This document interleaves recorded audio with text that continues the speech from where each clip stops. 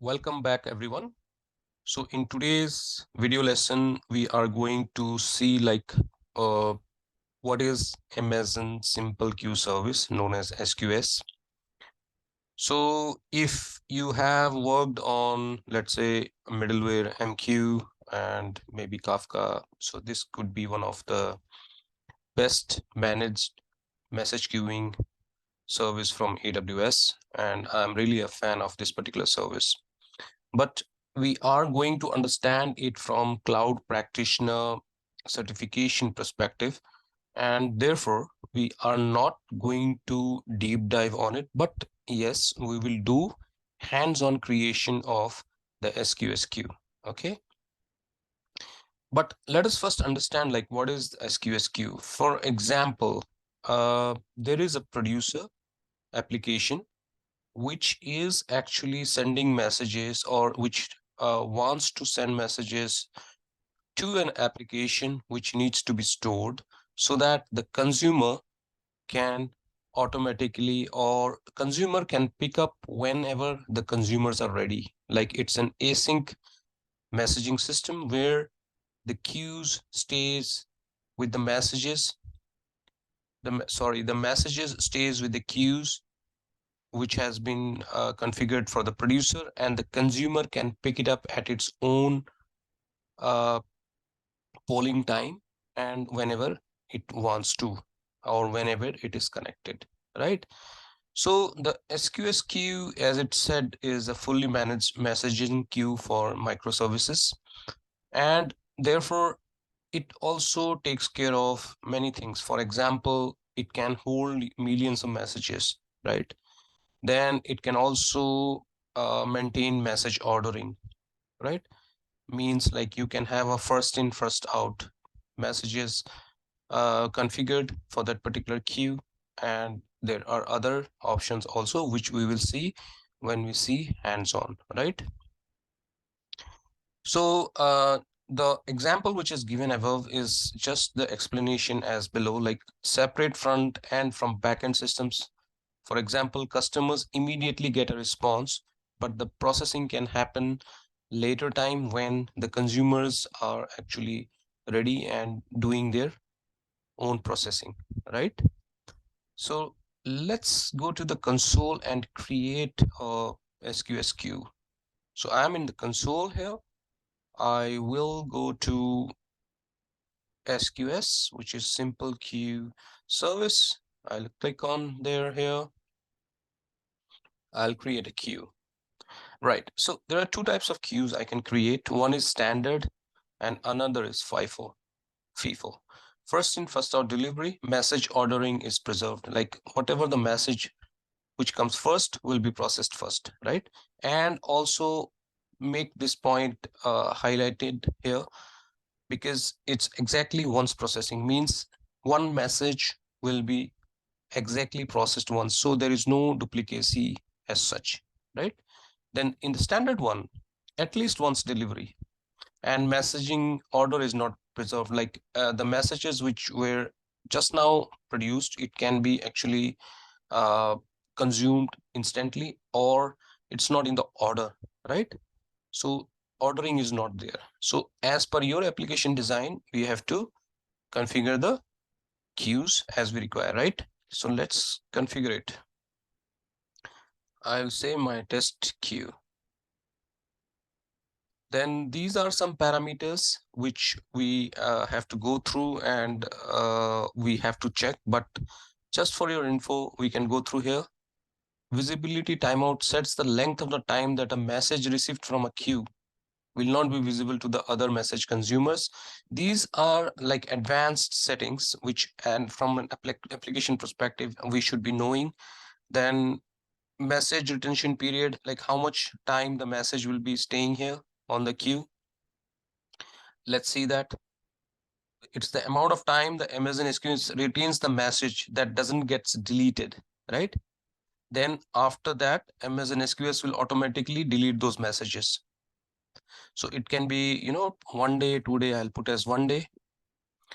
Delivery delay. So these all parameters from application perspective, you need to understand, but from your cloud practitioner exam perspective, this is not required, but still we will just go through it on a high level, right?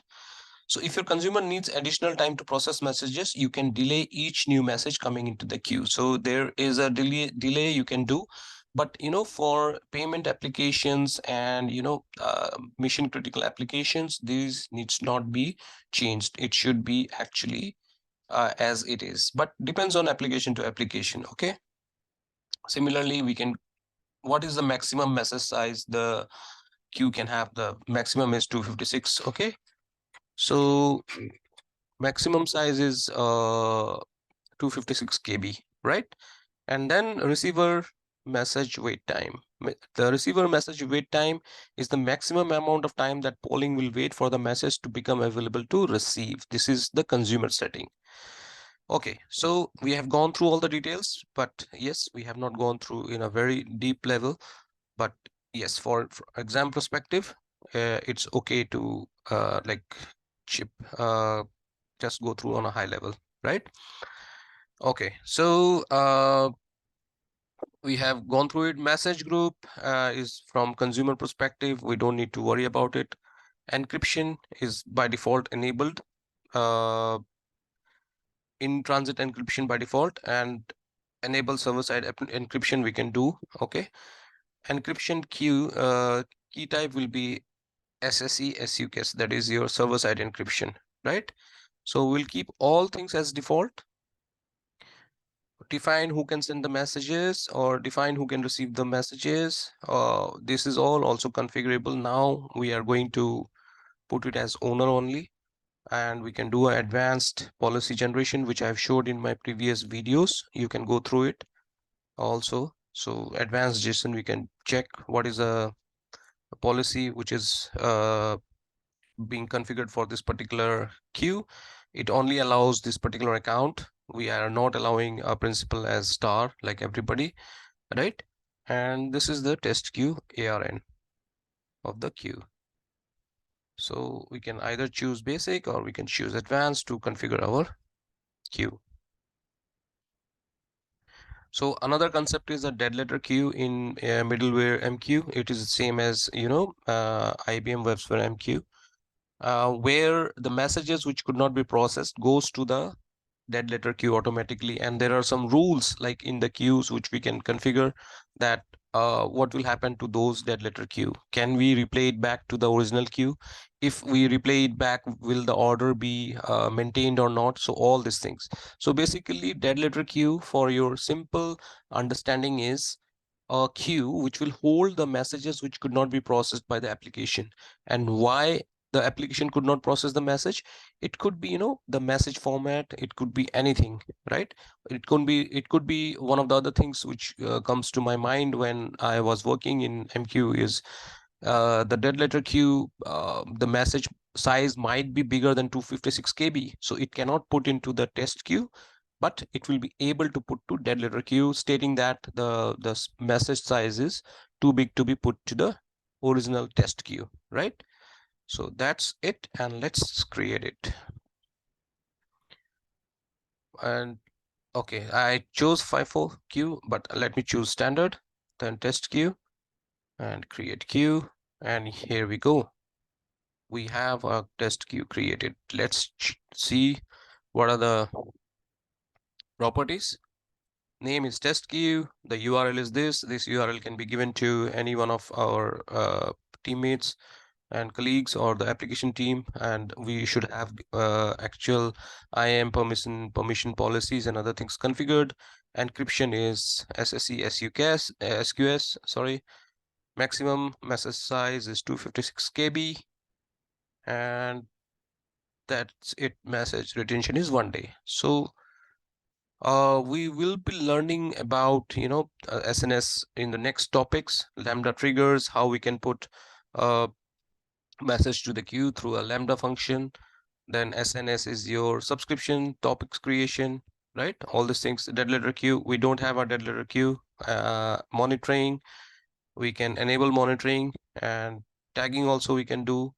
We can also, by default, you will get the approximate age of oldest message for monitoring. Then access policy, this is where we can edit it, or we can generate our own, access policy for the same. And yep, so that's all for this particular lecture. Hope you got an added value for your cloud certification, cloud practitioner, right? Queue, redrive tasks, node redrive task, all these things. These are actually advanced level things which we will learn in our next steps, right? So thanks for watching. I will see you in the next video. Thank you. Bye.